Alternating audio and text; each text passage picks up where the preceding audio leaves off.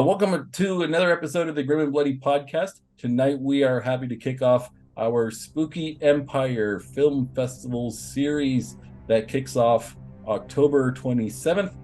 We will be hosting a number of filmmakers that were accepted to their film festival. And tonight we have the writer and director duo behind the film Santastein. Welcome to the show, guys.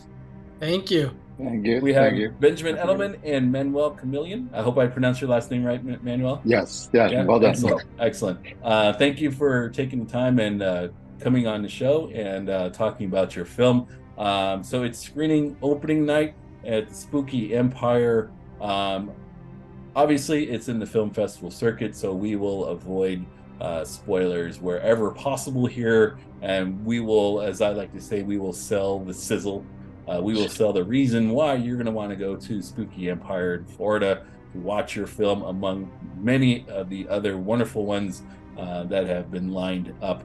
But let me go ahead and introduce my co-hosts first. Kevin Nicholson, how you doing, Kevin? I'm doing fine. Looking forward to discuss film and seeing how much we can degrade Santa Claus. You know. I'll watch a holiday horror film. That's it. Any time of the year, especially if you turn Santa into a sociopathic killer. I'm all for it. Al Omega, host of Creature Feature Show. How you doing, Al? I'm holding up. Getting ready to be very busy on the airlines.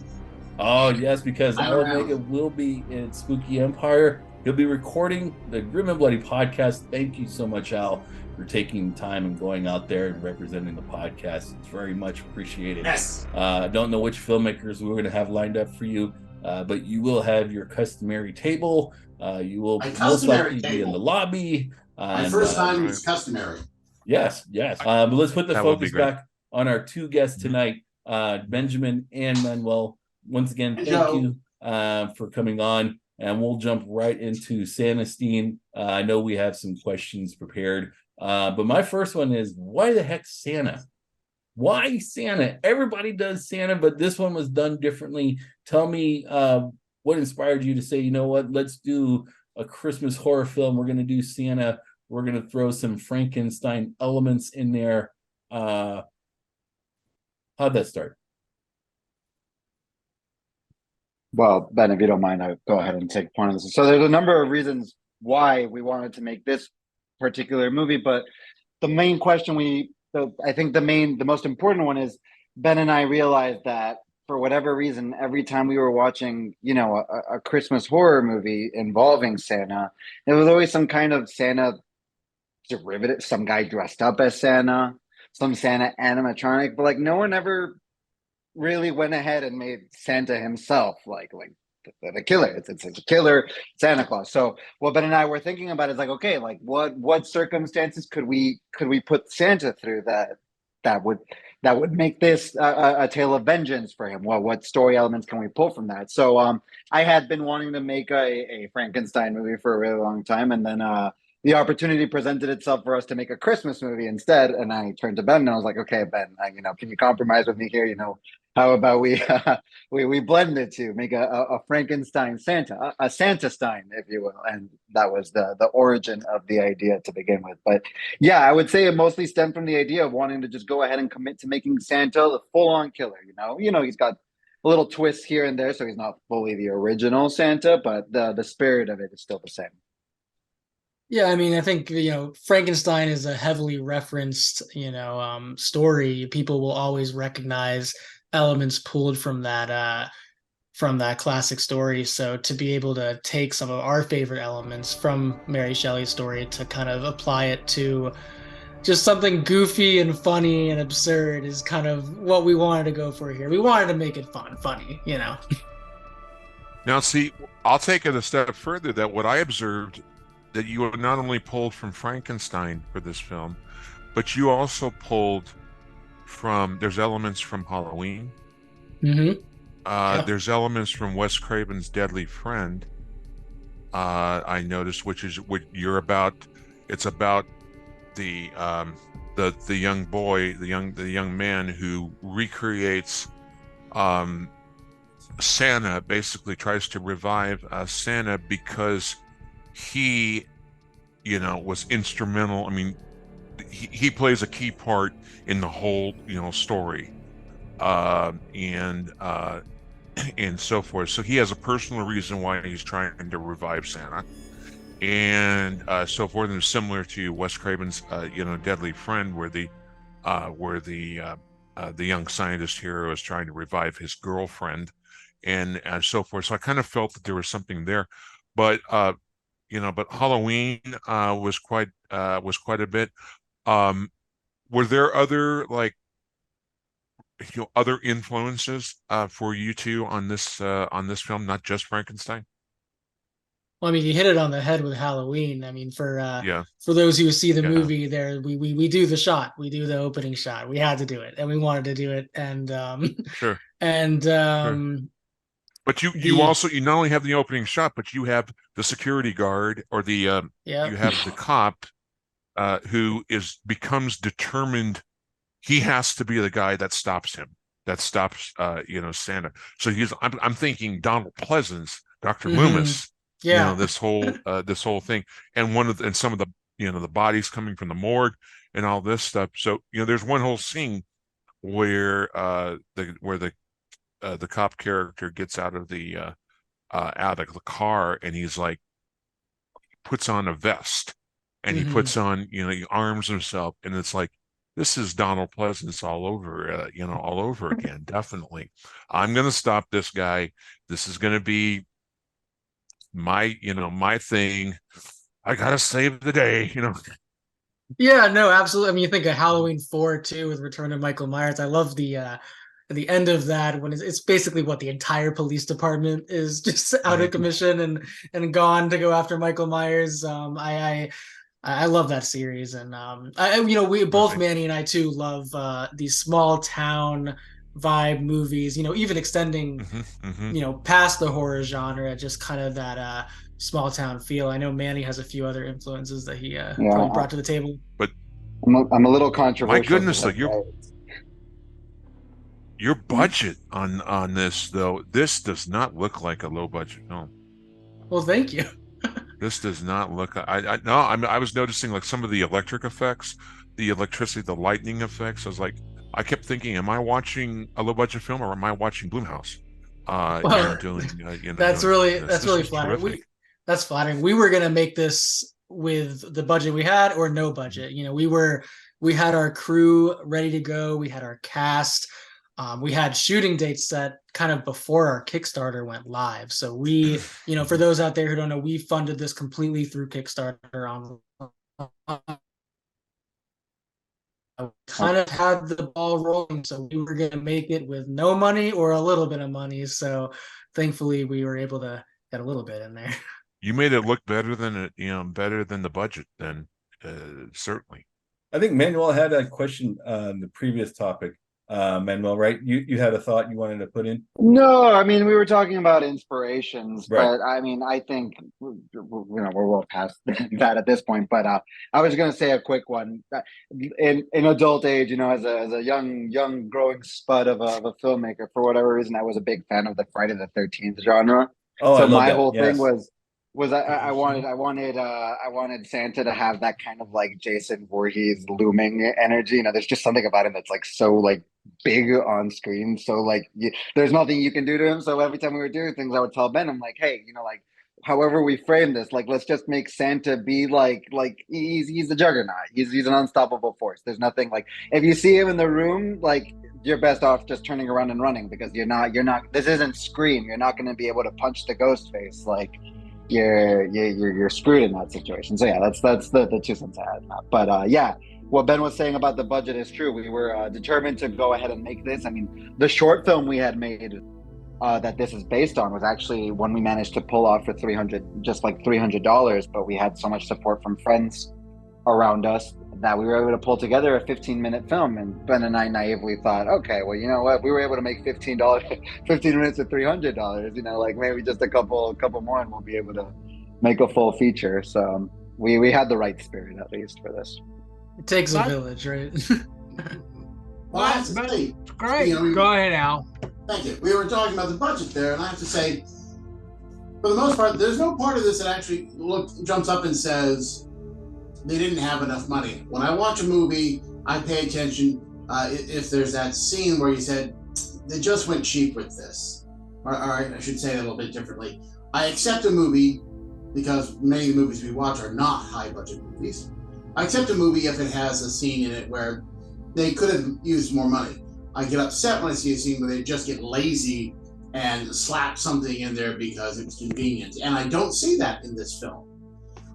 There were one or two effects that were digital that I would have preferred to see as practical. That wouldn't have been that hard, but I understand these probably they were afterthoughts. That happens sometimes. Mm-hmm. So it was nice to see the movie put together. A lot of the energy really did feel like it was from the 80s. How the lighting was done, especially the house, very 80s-like in a lot of ways. And we were talking about some of the classic 80s horror movies. Were you actually thinking about that with the lighting? Because that's really what I noticed. Absolutely. I mean, when we were doing the Kickstarter, one of the rewards we had for people, which we're still waiting on the printing of to get it out there, but we wanted to go ahead and produce these VHS tapes version of it with like a little sleeve and everything, not to watch. No one has a VHS player anymore unless you do, but I certainly don't. But it's just there was certainly a style we were going for where we were like, okay, we want to pay tribute to these movies we had growing up that inspired this genre. So that was definitely our intent when we were going for it. Yeah, with practical effects. I mean, we always had Sam Raimi with the Evil Dead series in our mind with, how can we pull off whatever we're thinking of, no matter how dumb it is, with something practical, whether it be someone sledding down the hill on a broken off car door, or whether it be a rat that comes to life. How can we do this with practically in camera? All right. I actually... I'm sorry. Go ahead, Val. I was going to say, I'll let Joe have his question here in just a second. I have one more. All right, so we've told people now that Santa's the bad guy, as it were. Was there ever an option while you're writing this that Santa gets better, that he recovers somehow? One of the most important observations that somebody made when I showed them this movie is they told me that I had made a movie about a boy and his dog. We had made a movie about a boy and his dog, a boy that has a dog that he loves very much, and the dog is getting aggressive, and the boy can't come to terms with the fact that his dog is no longer the dog that it used to be. Yeah, basically. And I had actually just gotten a dog when we started making this movie, and I was having this painful realization, and the movie hurt. The movie definitely hurt to make. Our actor Michael Vidovich definitely worked to bring out a lot of the more humane aspects in the character. When we wrote it, we were dumb, we were naive. We just wrote it, oh yeah, Santa growls, and he was like, but why is Santa growling more? He was Santa growls and Santa feels. Yeah, he was able to bring feeling to the character, and it definitely Max says something at the end of the movie in the final moments that I don't want to give away the moment, but essentially that reflect our feelings of the fact that the situation is certainly regrettable, and there's a lot of tragedy that builds up to. It's silly, it's fun, it's slapstick, but deep down there is a very human element to it that we think was. That leads me into a question that I had pre-written. It involves Max's character, and without giving away spoilers, you mentioned boy and his dog. That couldn't be any more true, because the film is centered on a little boy that has a tragedy in the beginning, right? Santa is offed. He grows up with this pain and regret. And as he gets older, he finds a way to resurrect Santa.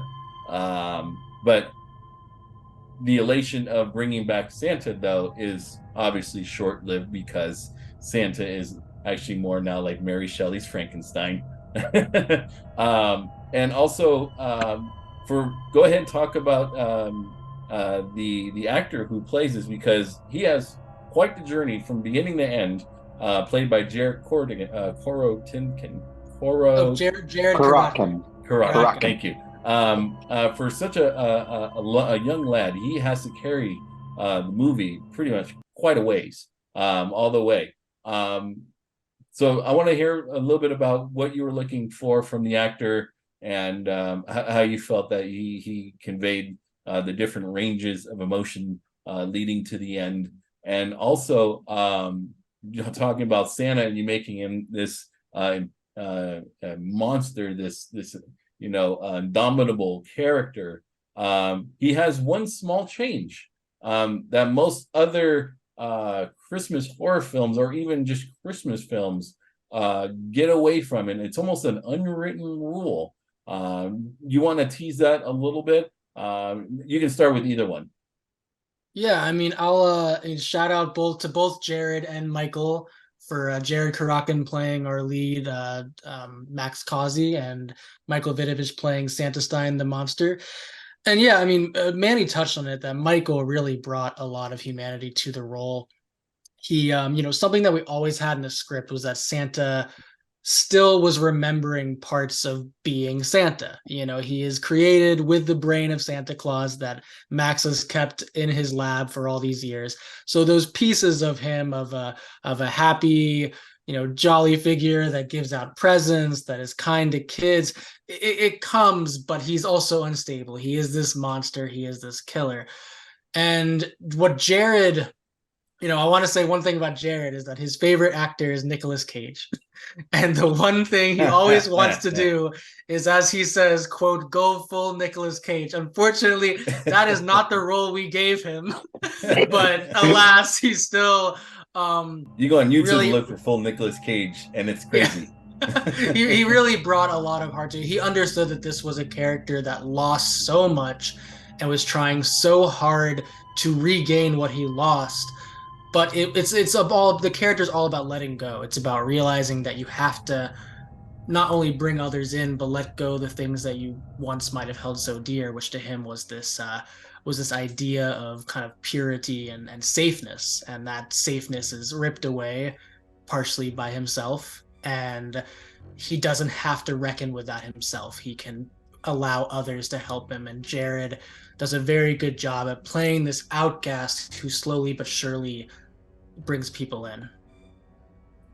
Well, I'm gonna say what I noticed was that the you go without a beard for Santa for a while, and that opens up a range of expression on his face that you don't see, ordinarily. I think it makes his character creepier a little bit when he is I in agree. full menace. It does both. Menace mode. Yeah.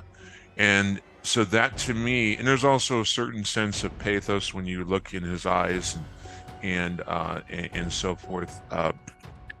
Was that something that you just consciously wanted to do? Hey, we're already toying with resurrecting Santa in a horror film. Let's go all the way. Let's just take out his beard. Let's take out, everything. Is that something that you did by design? Yes, but the real reason for it is because there was just something. It was one of those happy little accidents, right? I mean, I'm sure Michael was thrilled to not have to wear a beard for most of the scenes, and it definitely allowed him to bring out a lot of creepy moments where he gives us creepy smiles, and you do see a full range. I was thinking that too. What we were really looking for was this kind of sense of incompleteness with the character that he finds throughout the movie. We wanted that Michael Myers putting on the mask moment. Like that's what we were looking for, as far as like how the stakes of the movie keep increasing. How does Santa keep coming back to his original self and becoming this more mythological, going from corpse to mythology? And it ended up being this perfect moment where halfway throughout the movie he finds a beard to put on at a convenience store, and voila, it becomes his old self again. And it ends up being a large part of the character development development as he starts like rationalizing everything that's happened to him. Obviously, a lot of this goes unspoken for him, but it's But Kevin, you're absolutely right that it was through not having that beard on in those early days of filming that we realized the potential with seeing Michael's face and his range of emotions that he could bring to that character. It's also a risk because I was mentioning like almost the unwritten rule of removing the beard from Santa, because Santa is just so synonymous, right, with the full beard. I'm thinking of Michael Douglas in his Christmas movie. What was the name, Kevin? I'm sure you know, or Al. Michael Douglas, Santa Claus. I mean, he had the perfect look. He looked like he could have been Santa. Like if he came down your chimney, right? You're like, that's not Michael Douglas, that's Santa, right? But it's just that look. So when you remove that, or the Deadly Night that came out last year, with the actor from oh wow, I'm just totally blanking today. Violent Night, you're talking about. Violent Night, yeah, Violent Night. With David Harbour, right? David Harbour, yeah, there you go. But you're right. It's so hard to get emotion when you already have the hat on, and then you have 40% of your face is covered with white hair. It's almost near impossible to get any facial expressions going on. So by removing it, you do get the facial expressions, but you're also risking people saying, "Well, that's not Santa, right? Santa has a white beard." So you have to suspend reality just for a little bit and think this is the Santa that lost his beard, that, as you're mentioning, he's regaining and he's becoming his old self. I like that journey into itself. This movie is multi-layered in that fact, and it's probably, if not one of the reasons why it was selected by Spooky Empire. And if you gentlemen don't mind, I would like to kind of segue and talk about your experience with Spooky so far. I know it's premiering October 27th, opening night. But tell me a little bit about, as a filmmaker, you are given a limited budget to submit to different festivals, and everyone has a short list of who they were looking at. Tell me why you submitted to Spooky, and are you guys going to be there on October 27th? Yeah, we'll be there. We will be there. I can answer this because I was the one who reached out to Alea. I really hope that's how I pronounce her name. I've talked to her once. She's very nice. And she's been very good with helping us through this process. The full and honest truth, we premiered at Popcorn Frights in Fort Lauderdale. And there's whenever I go to a new city, I like to go to a VHS store to see what they're selling. So I stopped by this VHS store, and the guy there actually said, "Have you heard of Spooky Empire?" So I immediately looked into it. It looked awesome. I just wanted to go as a fan. But then I noticed that there was a film festival component, and we had missed the deadline. I called Manny, and I was upset that we had missed the deadline. But I took a chance. I called the number on the Film Freeway website. It went right to Alea, who said that she was sitting down with her team to just start reviewing the submissions, and that we had called it just the right moment. And they allowed us to submit late, and thankfully they liked the movie enough to give us a chance to premiere for opening night, which is a thrill. I didn't know there was a feel-good story about it. That's amazing. Yeah. So you're going to be going wearing the tuxedo and so forth, red carpet, whole thing, opening night. Is that how you're going to do your entrance? Well, we always debate which one of us is actually going to be the one dressed up as Santa Claus. Right now, Ben's got a longer beard than I do, so I'm thinking it's going to end up being. I'll be wearing a tuxedo. I think that you'll be seeing Ben with a red hat. Yeah, time, just a little over a month. Now Benjamin Manuel's probably doing a little quick shaving. I don't want to be Santa. Maybe Santa. No. Joe, I probably wouldn't wear a Santa costume. It is Florida after all. It's probably going to be in the mid 80s. Humidity index of 100. When our actor would walk around, when we'd be shipping him around town in the Santa suit to set, people would go up and want to take photos with him. They'd be like, "What is going on right now?" And then when the makeup went on him too, it was like, "Oh gosh." Like, oh, okay, something going on here. So Joe, you got some questions? Oh, I did until you guys took over the whole show. Oh, I'm sorry, Joe. It's all yours now. Go for it, Joe. Gee, forget it. I'm walking. No, no. It's just like I only had I want to say congratulations on the opening night. My only major question was, can you tell us about the cast and how you got them all together? For sure. So, Jared was somebody that we had been going to school with, who on a whim decided to apply to audition for the short film, and ended up being the most looked like he would bring somebody back to life after a horrible mistake of all of them. And we're like, okay, Jared, like, don't take this the wrong way, but you got the part. So it ended up working out great for him. And then Michael Vidovich was actually somebody I had met on a feature film that a friend of mine had been making. It was called The Last Thanksgiving, directed by Eric Lawrence, where he played this monstrous pilgrim. He was just like the largest person I had ever met in my life. He was at least like 2 feet taller than me, was just like very heavy set, of a looming character. And I thought, I have to ask him. I have to ask him if he'd be willing to play Santa Claus. And he was certainly reluctant. He was like, "Is it really the right career choice for me to accept a role playing a killer Santa Claus?" But I think we're all very, very happy that he said yes, because I think he really knocked it out of the park. So those are 2 main actors. Ben, anything you want to add on them too? And they Keep going down the cast list. Job. They both did a no, fantastic job. Our whole cast was fantastic. I mean, we shout out Ophelia Rivera, who played Paige Byers. She's the other lead in the film. She's fantastic in her role. A fan favorite of people's is Kaylee Hayner's Michaela. Michaela's kind of the I guess the no, that's actually that's Katie. It's Katie. Oh my God, she was so good. Yeah, Michaela's the nerdy friend who's kind of being screwed over by the bullies. She's a fan favorite. Everyone comes up to us saying, "We need more of her. Why is there not more of her?"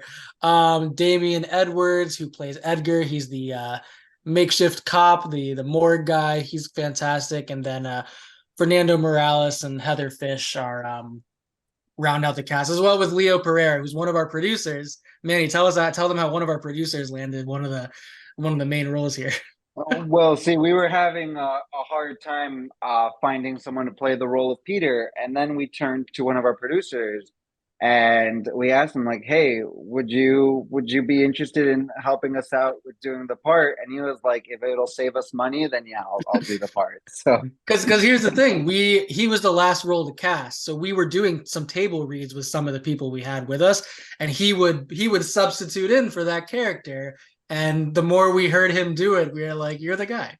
You're the guy. So you're going to have to do double the work for us for the same exact paycheck." Let me throw out that I will say that Heather Fish may have been the star of the film, for me, because she was so good. I wanted Santastein to kill that bitch.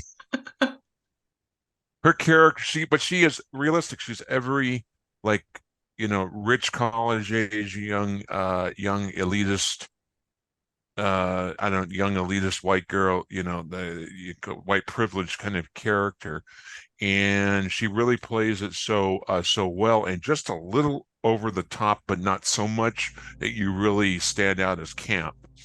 So she's doing that, and I'm like, I'm loving it because I'm hating her, if you can say that. Yeah, she's the opposite of that. Opposite of that in real life. Right. But she really takes it to what she really does it well with gusto, and I look forward to the moment where she gets hers. And when her boyfriend grabs the girl who's out by the pool and shoves her down, I was waiting for that to culminate in a face-off of the 2 Santas now. Which one's the bad Santa? Because of course he wasn't a very good guy to start with. So, but she resolved it well. I have a question though. Who decided to come up with a Playboy edition of Mrs. Claus and a masturbation scene? With one of the characters that had me rolling on the floor. I am ashamed to admit that that had my impression written all over it. Ben helped me come up with the Slayboy. So spoiler free, this movie's R-rated. Porky? Everybody, if you see him at the convention, give him a little bottle of hand lotion. He needs it. Yeah, he was a good sport for that scene. Well, we don't want to give too much away. No, but it was I just think funny. we got maybe like funny. 5%. I was going for 3%. We got the 5%. So no, whatever brings people to the movie, we'll tell the whole thing. We can reenact it right here. But we're selling the sizzle. See, we got psychopathic Santa. We got chicken Santa or elf outfit. We have masturbation scene. We have drownings. We have stabbings. We have electrocutions. What else? What else? Car sledding down a hill. Car sledding. Yeah, everything is in this movie, and you need to go see it. It's going to be premiering October 27th, opening night at Spooky Empire Film Festival. But before we go, I see you waving there. Joe's waving. He is our final question, man. Go ahead, Joe. He's doing shadow puppets. That question is burning inside of you. Puppet. Let it free. No, I was going to say before we end, as always, gentlemen, where can our listeners follow you guys? So Ben is pretty big on Twitter. So you can definitely find Ben on Twitter.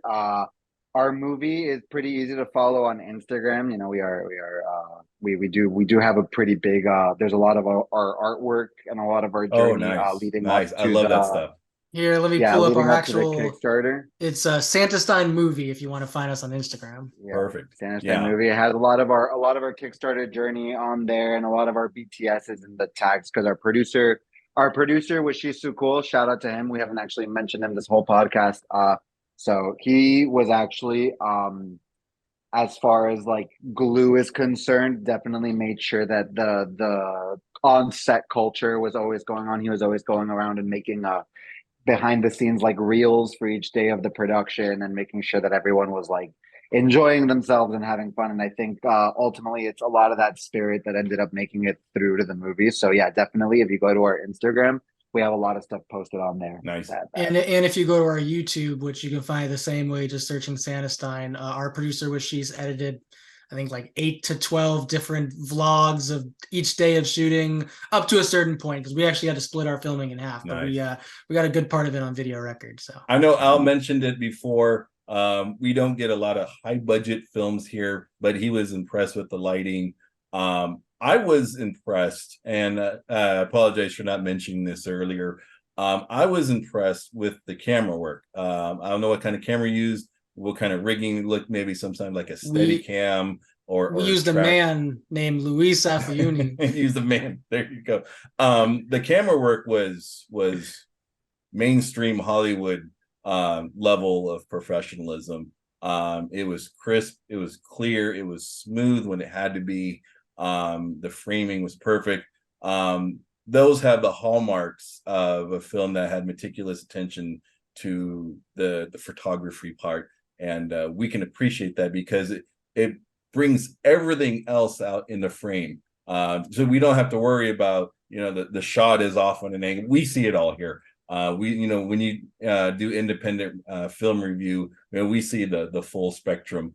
This film had the look of a moderate to decent sized budget studio film with actors who not only knew their script but they knew the characters behind the script, and it shows in the film. So when you can achieve that level of skill as you two have done, I think the end product speaks for itself. Very kind words. Thank you. Well, I'll tell you what, look, for anybody who's going to watch the film for the first time, look at the exterior scenes, the outdoor scenes, looking up at the sky from an angle, the storm, scenes. Those are as well done as well as anything I think you could see even in a bigger budget, film. You see the swirling, winds, the swirling clouds, and you see the electricity. I'd like to find out how you got those electrical shots to work so well inside the laboratory and outside. That could come off as so cheap looking if it's CGI. and it looks amazing. It looks impressive. Manny, tell them about the wonderful tool, Manny. A wind machine was actually our best friend to make the. We rented this fan, and we didn't understand how powerful it would be. It was the first time we had been working with such a thing, and we turned it on, and suddenly it was creating this whirlwind throughout the entire like garage that we were filming in, and like we could hardly hear ourselves speaking through it. Combined that with some fog and this our production designer for the scene, Danny Shanti, produced this machination that had these like Edison bulbs that we managed to like flick on and on. We had this it was the dumbest thing. We wanted a machine that would create lightning. And the thing is that the way the machine worked is that it went off of sound, as in like you would play a lightning sound and it would make like a lightning effect. So we would have somebody on set just constantly like awesome. blowing into the thing, like making like that is freaking awesome. Everyone wanted to use it.